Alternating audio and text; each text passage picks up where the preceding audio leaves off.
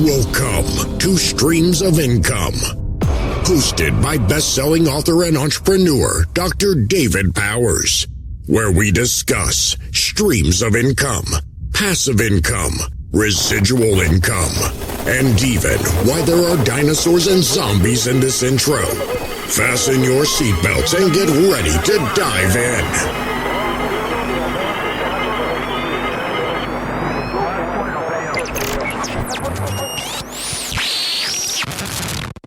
Hello, everybody. Welcome to the Streams of Income podcast. Thank you so much for tuning in. I'm glad you're here. I'm glad you are willing to give me some of your time to listen to either a business lesson or an interview with an amazing entrepreneur. So once again, thank you for listening to the Streams of Income podcast. I hope you enjoyed this episode. All right, folks, we are here with Miss Cassidy Tuttle. And first time she's been on the podcast, I've talked to her a ton, though. She is a woman of many talents. She's helped me with Kickstarter advice, with all kinds of neat stuff. And we're talking plants today, which is her bread and butter. And just like she is the queen of plants. And I don't know if that's a title you've ever had before, but you can use it. All right, I'll take it. So tell us a little bit about what's the quick 30-second view of what you do with plants, because I'm going to mess it up if I try to do it myself. It's all good. So I teach people how to grow succulents, especially if you don't live in that ideal climate. So I personally have never lived in a climate that would be, perfect for succulents, but I've just figured out how to make it work and kind of broken things down to the principles behind it. It doesn't sound very exciting, but basically what allows you to adapt and adjust to grow plants in your space. Yeah. We need people like you, because people like me like plants and we'd like to have healthy plants, but we kill them easily. Yes. And there's no perfect plant or easy plant that's universal for everyone. It really is personal to you. And so it does take some figuring out, but it can usually help you avoid some of the problems in the beginning and make it easier. Yeah. Well, as far as succulents go, the best succulent I've ever grown, the most beautiful one, was one that I gave up on and threw outside in the compost pile. And it's like this huge mutant succulent now. It's not even a succulent. It's more like a little bush. That's awesome. Sometimes that's how it goes. You just didn't have the right climate where it was before, and now it's happy. Yeah, it's like toxic air in this little basement where I'm at. Now, awesome. You wrote one of the Complete Idiot's Guides to Succulents. Yes. I'm a little jealous because I've always wanted to write one of those on something.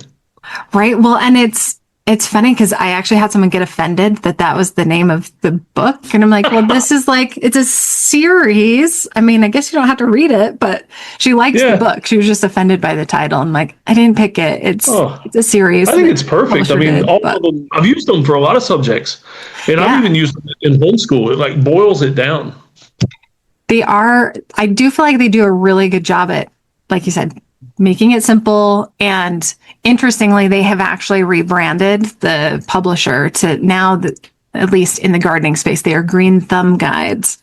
Oh, sounds a little nicer, but still the same book, still helpful. Yeah. And I assume everybody can get your book on Amazon? Yep. Like the old and new versions? Yes. So if you just search Cassidy Tuttle and succulents, it should pop up. Yeah. Awesome. And so you've got something new coming out, right? An app or something like that?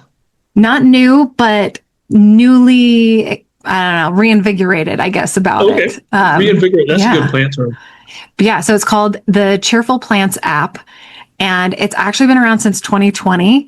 But we've had a roller coaster of experiences with developers over the last few years. And finally are able to develop it in-house. My husband is now the one developing it. Yeah. And it's been so nice to finally get features added that we wanted and be able to do support easier. But it's essentially a fitness tracker for your plants. So, or you can also look at it as a journal or database, but you put in a photo of your plant, you can record the name if you have it, and then you can set up watering schedules or reminders. You can also do it for repotting or pruning. Basically, it's to help just take the mental weight of plant care off of you and put it somewhere that you can always reference easily. Okay. I'm actually getting ready to start microgreens upstairs. Is that something that would work for that too? Yeah, it can essentially anywhere you have a plant that you want to keep track of things, it can work for. Oh, awesome. Because I've never done microgreens before. I was kind of worried about remembering to do the watering and everything. Yeah. So I will say the one thing that people, less so now, but used to come to the app thinking it was going to tell you what kind of plant you have, tell you exactly how to water it, and help you diagnose problems. It's really not that, because I feel like most of the apps that are out there that do it do a very poor job. Like I said, there's just a lot of nuance that goes into plant care in your environment. So this is more helping you keep track of what you're doing so you can, one, know what's working, or two, like diagnose what's not working and make adjustments.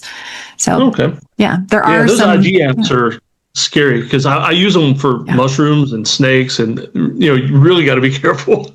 Yeah. And I'm not opposed to it by any means, but I do feel like it's more of a starting point than an end all be all, which is what most people are taking it for. Yeah. Okay, cool. So you've got the book, you've got the app, you teach people about succulents, I'm assuming classes and stuff. And you also are you still doing the little miniature things? Yeah, so we have kind of a sister brand called Snappy Pots that are little pots that you can decorate, and a variety. I was gonna say a variety of sizes. We have like tiny ones and like a 3-inch size, and then also some little like clicker fidgets that are plant themed. Yeah, that's cool. That's cool. And I've noticed Lego trying to horn in on your business too, but go for the Snappy Pots before you go for the Lego ones. There you go. They're way more fun. Yes. Yeah. All right. So I tell you what, since I finally got you on here, let me ask you my regular question that I ask everybody that comes on, and then we'll do the office tour thing. Awesome. So anytime I get a guest, I always like to ask, if somebody came to you and said, I need 3 good resources for success in life, like books, podcasts, anything like that, like, permanent spots on your bookshelf kind of thing, what would be your top 3 go-tos for that? That's a great question.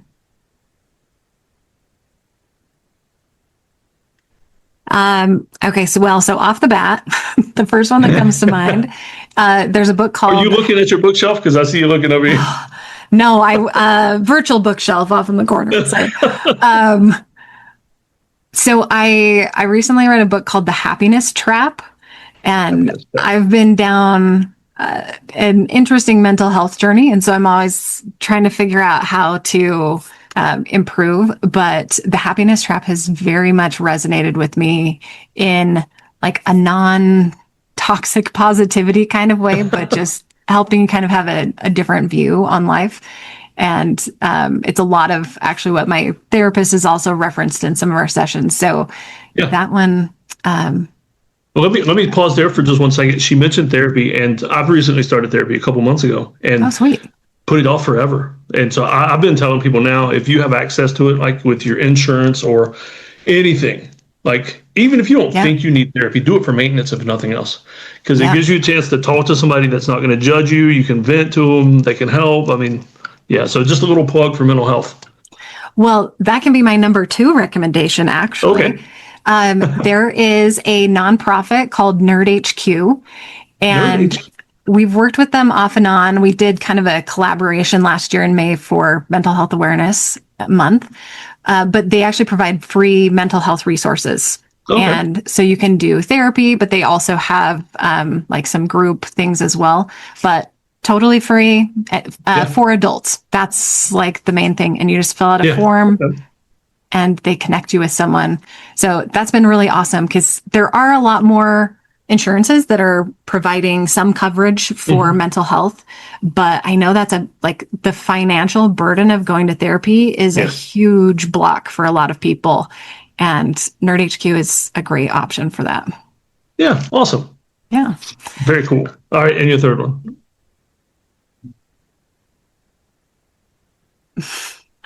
I don't know why this is so challenging. Okay, so resources. Remind me of the question one more time. Make sure I go. Top 3 resources for success in life. And I'm also committing a huge faux pas in podcasting. I'm having to plug in my laptop. That's awesome. It happens more often than it should.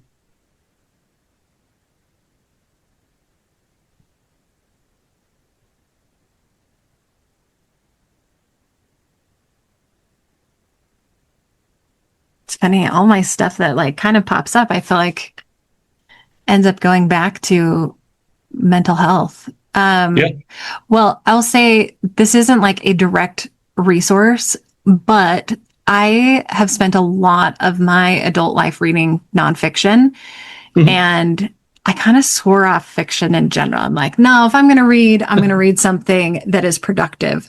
So I don't know if anyone else feels this way, but if you do, I'll say this is permission to start reading fiction. So a friend of mine just recommended a rom-com book that she was reading, you know, like Hallmark style, you know exactly how it's going to turn out. And I was like, no, I just am really not interested. But she's like, just try this one. I promise I won't recommend anymore if you don't like it.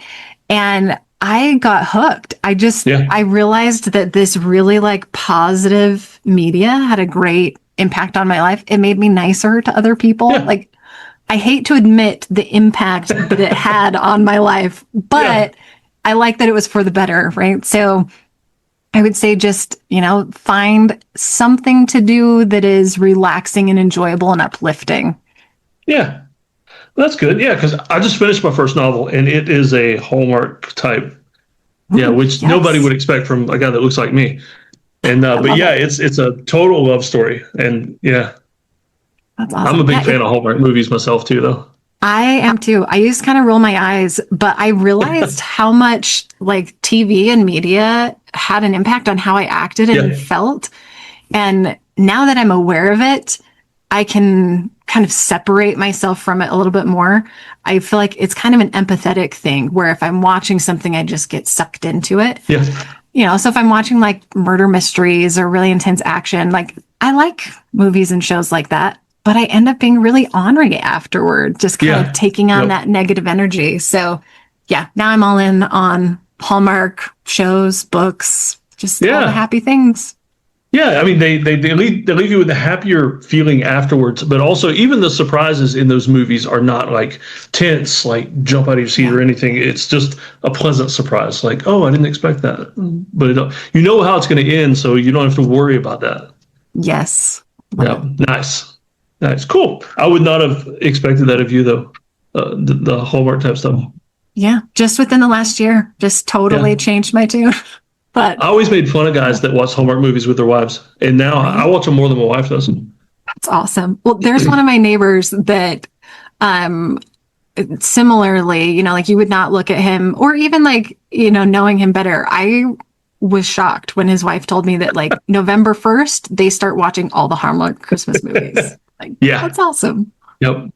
I am picky though. I don't like anything with like the fake or like hidden royalty. You know, like the Danish prince that's off in college in America. I just hate those. But anything but the royalty ones.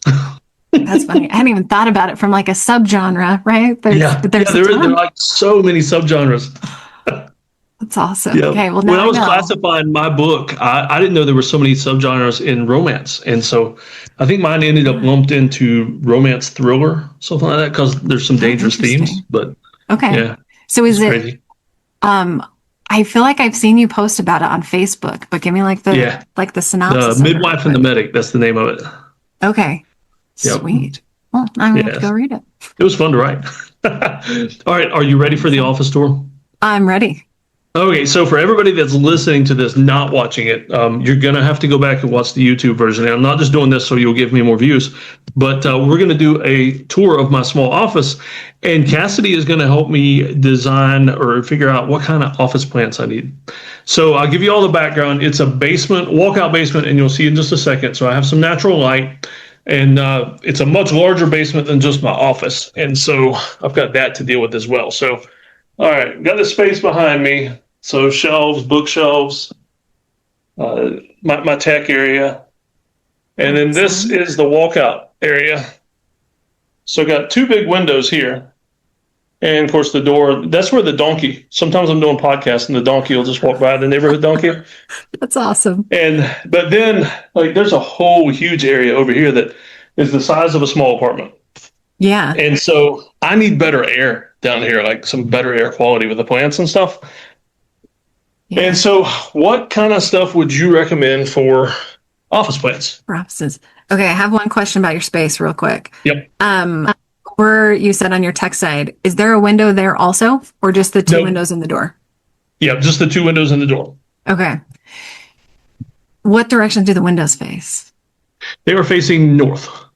Okay. So you are in basically like a cave.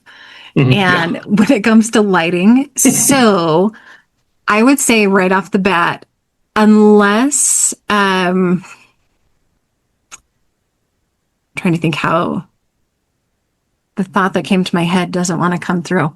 Because I only get evening sun. Or I mean, Yeah. just ambient light right now, but the evening sun is a little more direct. And you'd probably get more in the summer than in the winter. Yeah. Everyone does the northern hemisphere, but north. But facing- unfortunately, I try to shut down and be out of the office around 4, and that's when I shut the blinds and everything too. Okay. So you're probably going to be best off with plants if you can add some grow lights.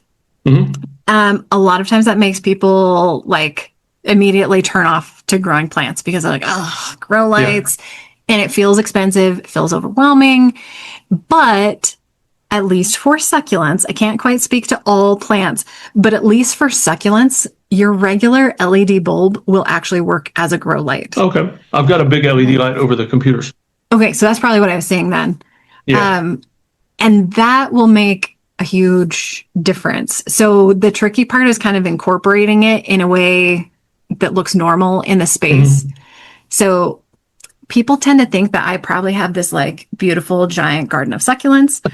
I have a plant stand that my husband built that's like 3 shelves, and almost all of my plants live there. Yeah. But it's in a windowless hallway in the basement. Oh, Doesn't get any direct light or like natural light. And so it's just 100% with grow lights. So with grow lights, if you can get them close enough to the plants and leave them on 12 hours a day, you have a lot more options of plants to choose. So that's kind of my okay. Yeah, that's doable. the overall.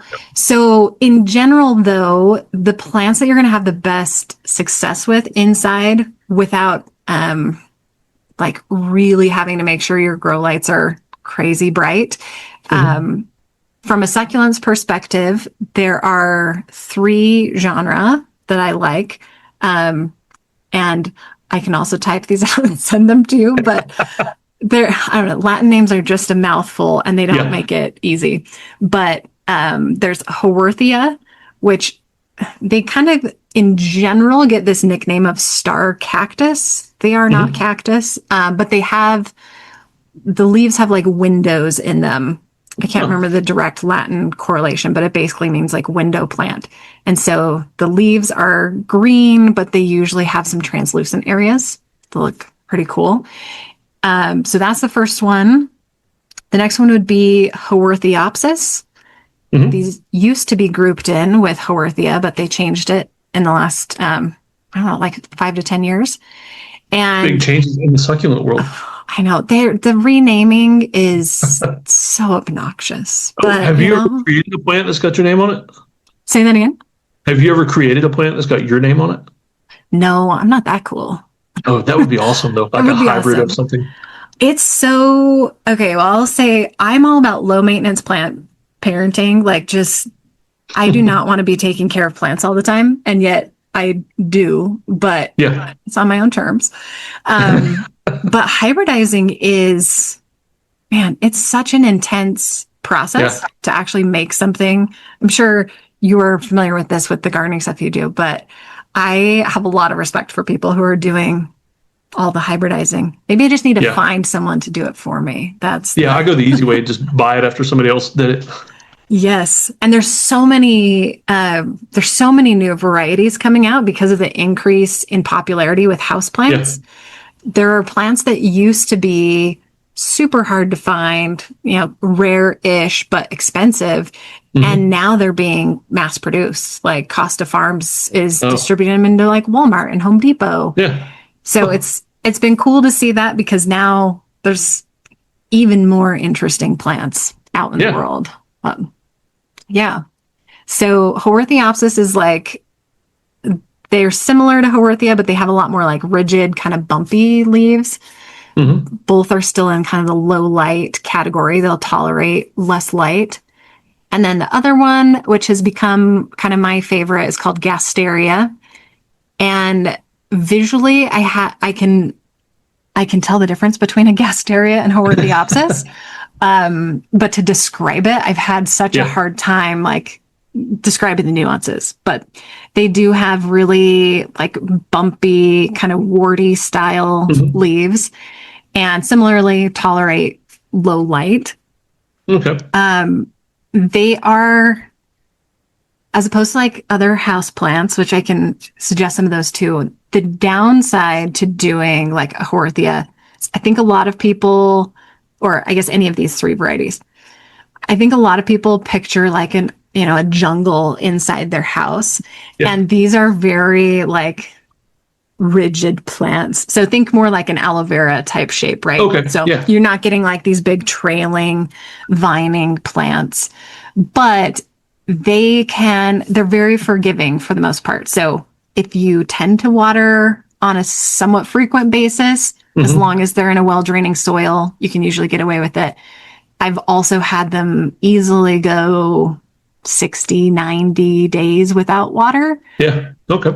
And the trade-off with any plant, but succulents especially when you're growing them inside, this is going to seem obvious, but the more you water them, the more they grow. And you're like, well, duh. But if they're not getting a lot of light and they're growing fast, the growth is going to be really stretched out and weak, and it won't look as like tight and compact as it should. It's not like inherently unhealthy. It's just the plant's going to be a lot more susceptible to rot or any kind of sudden change. It's more likely to die. So if you don't have a lot of light, then watering less frequently is ideal because it grows slower. And so it doesn't matter that it's not getting as much.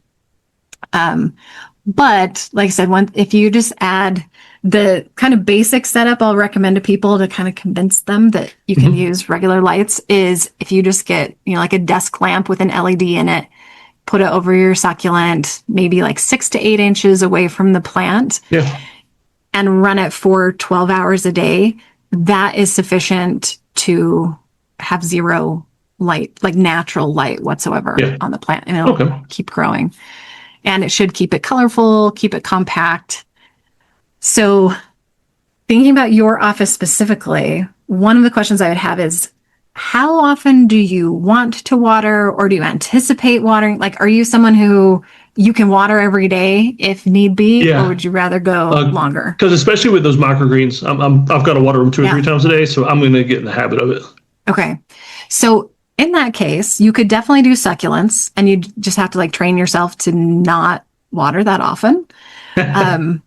I am by no means expert in ferns, but I think you could probably get away with some ferns if you are willing to put in that the effort to water them. And then one that's kind of in between, I feel like it has some succulent characteristics and not, and it is more of the vining plant, is pothos, or I think the scientific name for it's epiprenium. But those are like I said, like trailing vining plants. They have more of that jungle vibe to them. I have found that while they don't tolerate drought like my succulents do, they can still easily go a week or more without watering. Okay. And they're good at telling you if they need water. That's the other thing that I love, is finding plants that will let me know when they need water. Yeah. So with those, the leaves get kind of limp and flimsy. And then you just know it's time to give them a good soak. Yeah. And then on the succulent side, someone else coined this phrase, and I wish I knew who it was so I could give them credit, but we call it the taco test. And so you can like take a leaf and try and kind of fold it in half like a taco. If it folds like a taco, it absolutely needs to be watered. But for the most part, you're just looking to see if there's some give in the leaves. Yeah. And if there is, then typically you water. If there's not, if it's really firm, just keep waiting.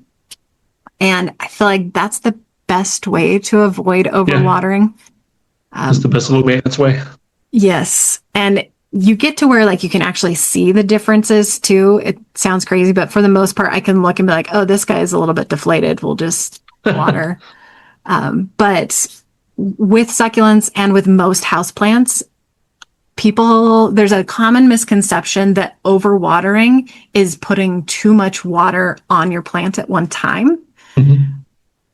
As long as you have a well-draining soil, you cannot or a non-draining pot, I guess is the other disclaimer. But as long as you have a pot with a drainage hole and soil that's fairly gritty or drains well, you could pour as much water onto that plant as you want. And you actually want to do that. You want to soak the soil completely and then let it dry out completely before you water again. Okay. So, because that stimulates what's going on outside.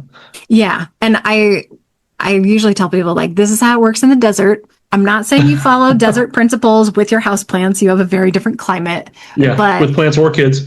Right. Yeah. There's some nuances. But when we lived in Arizona, in the summer, there'd be like long periods with no rain. And then we would get these monsoons and just basically flash floods of water. And it would drench the soil and it'd be soaking wet. And then eventually it would dry out.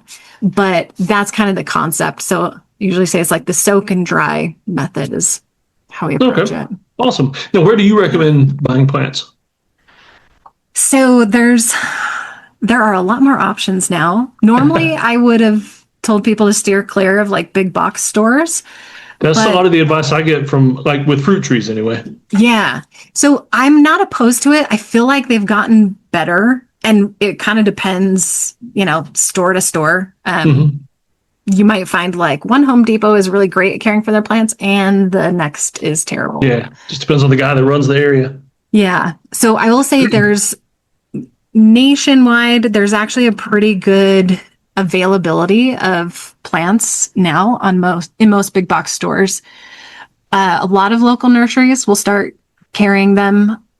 When I started, almost 15 years ago, I had a really hard time finding succulents in Utah that weren't outdoor cold hardy varieties.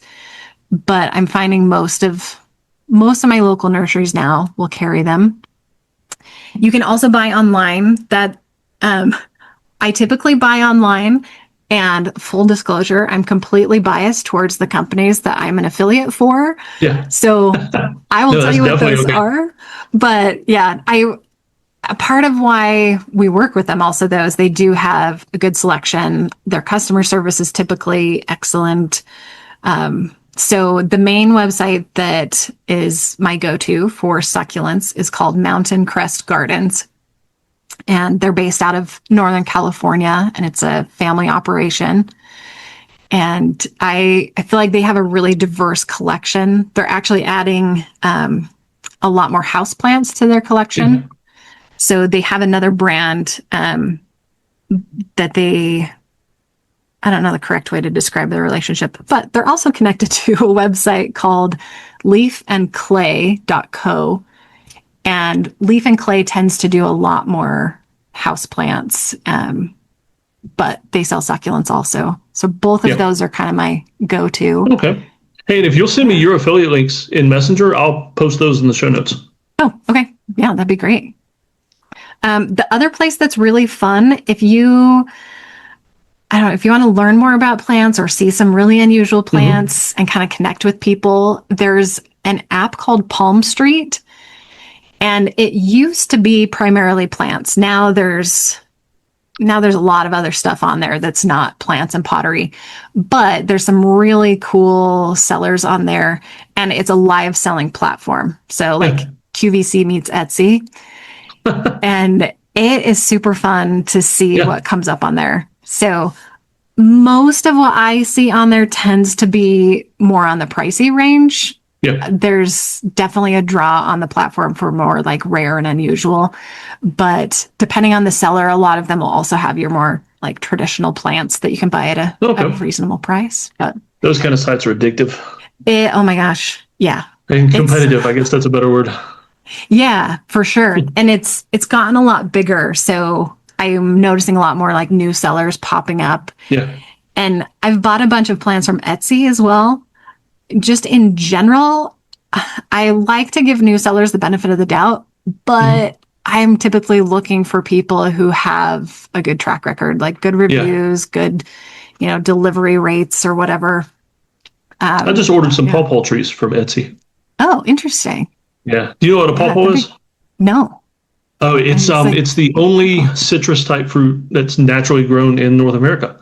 So it's really? It's actually like South Carolina, Tennessee, Georgia. It grows around here and it tastes like a mango, like a mix between a mango and a banana. That's cool. Perfect for me is I'm wanting to do a bunch of shade grown crops, and so it's a shade grown like understory tree. Interesting. Is it how cold hardy is it? It's I think I'm in zone 7. Okay. Probably one more zone up, it would still be good. Interesting. Yeah. My daughter would really like to get a mango tree, but you'd need a greenhouse where you are. Yeah. And my son's like, well, we could just bonsai it. I'm like, I don't know if we can quite go down that road. Yeah, my kids are. It sounds like you need a greenhouse. Mangoes, avocados, whatever. That's what my daughter tells me every day. Like, we need to come move by you, and we'll. Yeah, it's perfect here because I want to get a greenhouse and grow like my own limes and a coffee tree. I want to grow my own coffee. Ooh, yeah. Now, there's a guy not far from me that's growing a hydroponic, but I don't want to get into all that yet. But. Yeah, it's fascinating to me what will grow hydroponically. It does not make sense, and yet people are doing it. Just gotta figure it out. Yep. Yeah. All right. Awesome. Soil. So does it matter what? Okay. Yes. So I used to be on a very big soapbox for the soil that I personally use. So it comes from, let me back up a little bit. I was creating the mix myself. I found it on just a forum.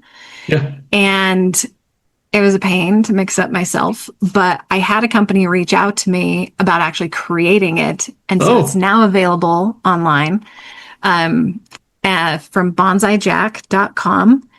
And I think he just calls it Succulent Gritty Mix. If you search Succulent Gritty Mix, you'll probably find it. But the thing that makes it work is it has a relatively large particle size. So everything is screened to about 1/4 inch. And then 2/3 of the mix are inorganic. So like a rock material. Mm-hmm. And then the other third is pine bark fines. And so that's, your organic piece. It works really well for succulents because they don't like a dense soil.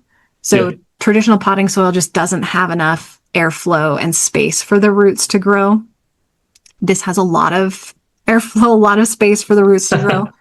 I will say the more people I've interacted with, I've kind of shifted my tune a little bit over the last few years. A lot of people feel like it's too fast draining for their care style. And so we've had people who've said, they'll mix in like some coconut coir or buy like a Miracle Grow cactus and succulent mix and mix that into it just so it holds water a little bit longer. Okay. I'm so used to it. I've been using it for like 10 years. Like I said, either making it myself or now getting it through Jack. But the particle size and being well draining is the main thing. If the soil for your succulents is staying dry more than like 2 or 3 days, it's wet too long. Yeah. You need that drought. So and again, with the rise in interest and excitement around succulents, there are more varieties that are grittier and work well. Yeah. So we've got to get a Cassidy brand. I feel like it's funny. I feel like Jack's Gritty Mix is my brand, but he's probably one of the best business partners also I have ever worked with. He's been great, but when I started this farm, our gardens, like we went all the way, like we mixed up our own. It's like peat moss, vermiculite, some dirt, all kinds of stuff. And now we just, wood chips from the landfill and dirt. Yeah. It's amazing when you start scaling how you have to change things. Yeah. Well, and that's, I will say that's part of it too, is I will say Jack's Gritty Mix is not cheap by any means. So if you were doing, like a bunch of big pots, especially outside, I don't think it's worth it for that. I would find a way to mix something up yourself.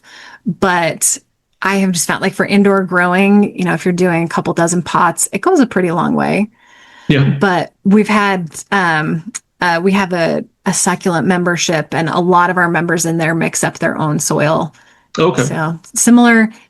Yeah. The big thing, like I said, is just making sure that it's got that room for airflow, and always a pot with a drainage hole. Yeah, there are ways though, like if you don't, I know a lot of people don't like pots with drainage holes because they're putting it on a shelf. So if you have something like that, you can use it. It's called like a cash pot, I think is the official name, but basically a pretty pot on the outside that has no drainage, and then a liner that your your plants actually put into on the inside. So, and that actually works well because you can fill it up completely with water, let it soak, and then pull the inner pot out and just dump out the excess water. Okay.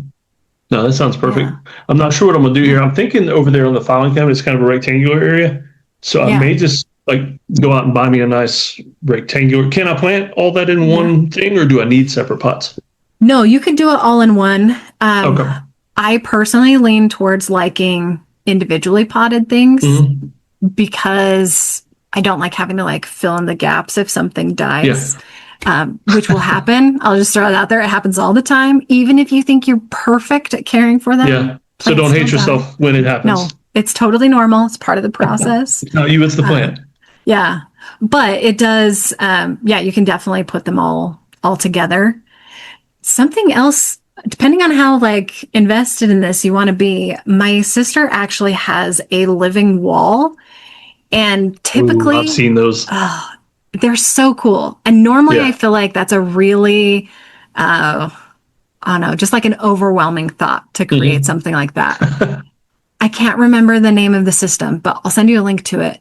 Okay. But she got this, man, I think it's 2 by 3 feet. I think it was $400, but you just mount it on the wall. Yeah. And then you put individual pots in it, and the whole system is just ready to go. So you don't have to worry about like protecting your wall or if it's dripping. And she's had it for about 2 years, I think. And I don't have the right space for it, but that sounds like cool. My envy. Yeah. Yeah. To say, because you do have wall space, but.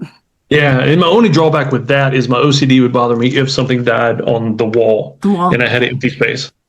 Yeah. Well, and with this, the way it's set up, it's actually, I can't remember how many, but it's something like 16 individual pots. And so if something dies, then you just replace it. Because she started out with a bunch of really colorful, kind of tropical-esque plants. And it's like, I don't think that's going to work. You don't get quite that, quite enough light. And she's like, I know, we'll just see what happens. And she was actually just over on Sunday and we were talking about it. And she's like, I finally think I have all of my plants figured out where, everything's growing now, and they'll get a loss here and there, but for the most part, it's stable. Yeah. Awesome. All right. So, let's see. So we've got my office done. I've got a list of stuff here. Spider plant. I've heard of those. Is that something I would say go for it. So that is a plant that is typically touted as like a universally easy plant. It's not my plant, apparently. And maybe, so my theory is actually I've only had like little ones and they require water more frequently than I tend to water. Okay. But that is one that my sister has in her wall, and it's actually been the best plant of all of them that has survived. So they do well in lower light, and they don't have to be watered like constantly, but like once a week-ish. So okay. You mentioned you have a membership. Are you still running the Succulent membership? Yeah. So it's the Succulent Lovers Club, and we just meet online twice a month. We do like a Q&A call, and then we usually have a guest expert come in once a month. And those have been anywhere from like a garden tour from someone that has cool plants to, we had a really in-depth lesson once on growing from seeds. And it's just kind of a full spectrum of stuff. Nice. But so it's been a lot of fun. Yeah. I love that. It fits perfect with my podcast, all the streams of income you've got from your niche, but it's all connected, but it's just ways to make money off of it in different ways. Yeah. Well, and it's interesting you say that, because I So I got into succulents because I had heard about like SEO and making money through advertising and through blogs. And that's how I started, was through my website/blog. And everyone that I knew in the space was basically just making money from ad revenue, which is great. But I was shocked at how many people were not using affiliate marketing or selling their own products. And there's been a lot of changes to the online publishing industry in the last 3 to 5 years. And it's been fascinating to me because the people who relied solely on ad revenue, their business is almost completely gone. And I would not say ours is not as profitable as it was in 2020, but having the diversity of income sources is what allowed us to keep going. Yeah. Oh man, I didn't think about that. I would imagine 2020 was awesome for you. Just everybody at home. Yeah, it was amazing. If you look at Google Trends for the term succulents, you can basically see what our business has looked like over the past 12 years. It's just like we follow the ups and downs of that pretty directly. But, it was good that you were positioned before that happened. Yes, it was really helpful. And then through all of that, with like the extra revenue, we were able to kind of optimize more so that as things declined, we didn't get hit quite as hard. But so it wasn't like a layoff, but I feel like there's a lot of similarities in the online business where if we didn't have the membership, if we didn't have the app, we would have, we'd probably be back in, a traditional job or doing something different. Nobody wants that. Nobody wants a W-2 job if they could stay away from it. No. And I feel like it's not a popular opinion, but it's really not as reliable as it used to be. I don't know. I've just watched a number of people. They're like, have the traditional job, have that security. I'm like, you just got laid off and now you also have nothing. And it's been hard to watch some people that I know well and eventually. And whether it's W-2 or entrepreneurial, I mean, just single source income. That's what would scare me the most. Yeah. And I will say we've talked about that a little bit just in our business, where it all basically ties back to the website and website traffic. And so that's something that we've looked, and when I say we, it's me and my husband. So it's not like this big team, but it's the empire. Team. Yes. But we've really looked at, like what are other traffic sources outside of the website? Because similarly, like one traffic source, one income source, like anytime you're limited to one, it gets scary. And it's tricky to balance multiple, sources and streams too. But I don't know. I can't imagine doing something different. Yeah. We'll just figure it out. Going. Yep. All right. So as we wrap up, I've got a controversial question for you. I've found when I get into gardening and farming and things like that, people get they can get a little crazy. Are there like some infight topics among the succulent community that just come up over and over and people are like, all about? Well, maybe not quite like fighting against each other, but one that's really entertaining to me is it's called proplifting.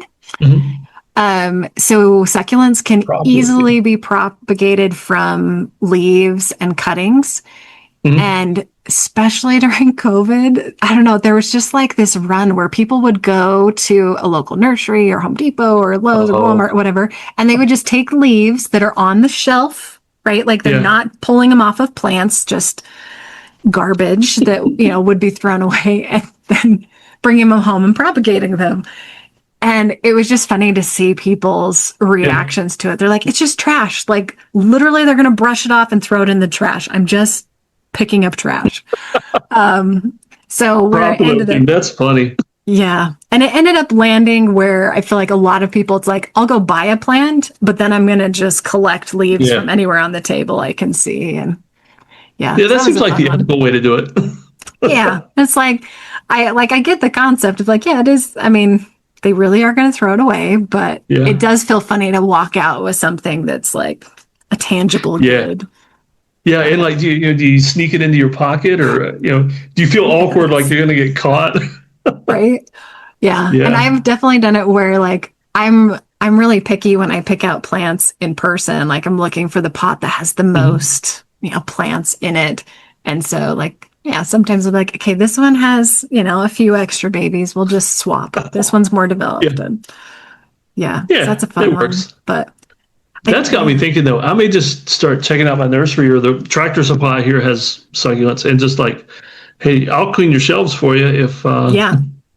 Well, yeah. And that's something other people said. Like most of the time, you could ask an employee and tell them what you're doing, even if you're not buying a plant. And I don't think anyone would think twice about it. Yeah. So it just feels better telling them, though. It does. Oh, it totally does. That's one of those like ethically, like, how do I feel about this? Like there's nothing, technically wrong, but yeah. But yeah, I'm sure they'd be happy to have you clean up their, space a little bit. And, oh, yeah. yeah. So that's been one of the more controversial things that I've found to be entertaining. Yeah, that's funny. All right. Any words of wisdom before we close out? I will say, just don't be afraid to experiment. Like plants are replaceable, despite what people say or think. Even if you name it, you can find another one. But I feel like lately that's my biggest thing is so many people just stress about their plants and got to do it just the right way.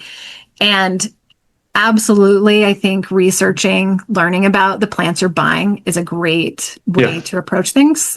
Like that's what my business is built on. But also you just learn from trial and error too, and just be willing to accept that some of your plants will die and learn something from it and then try again. All right. Sounds good. Oh, and how do you want people to get in touch with you? Oh, good question. If you're always welcome to email me, just Cassidy at succulentsandsunshine.com, or follow on Instagram. That's probably where I'm most active right now. All right. And I'll put everything in the show notes, and I'll get all those links from you before I publish the show notes and everything. Awesome. And hopefully we'll send you some multiple streams of income there with the affiliate stuff. I'd love that. Awesome. Thank you. All right. Well, thanks for being on with me. Yeah, that was great. Hey, everybody. Before we close out, first of all, I hope you enjoyed that podcast, whether it was an interview with an amazing entrepreneur or a business lesson for me. I sincerely hope that you gain something from it that you can use in your life moving forward. Before I leave, though, I need to mention that this podcast is sponsored by Lowe's Home Improvement Stores. I have become a Lowe's creator. It's a pretty cool thing because on this farm, I'm looking out the window right now and seeing all the things that I want to do around here.